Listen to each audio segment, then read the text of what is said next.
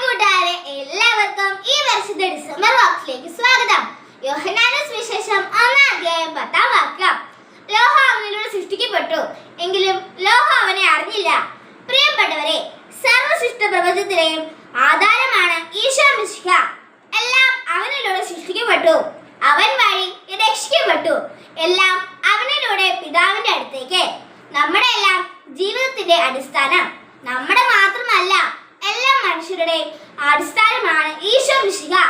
എല്ലാം അവനിൽ നിലനിൽക്കുന്നു. ഈ വലിയ സത്യം ദൈവത്തെ ആരാധിക്കാൻ നമ്മെ പ്രേരിപ്പിക്കുന്നു. നമുക്ക് ദൈവത്തെ ആരാധിക്കാം, അവിടുത്തെ സ്നേഹിക്കാം. ഇന്നത്തെ സുഹൃദേവം, എന്റെ ഉണ്ണീശോയെ, അങ്ങേ ഞാൻ ആരാധിക്കുന്നു. ഇന്നത്തെ പ്രവൃത്തി, നമുക്ക് മാതാപിതാക്കന്മാരെ സഹായിക്കാം.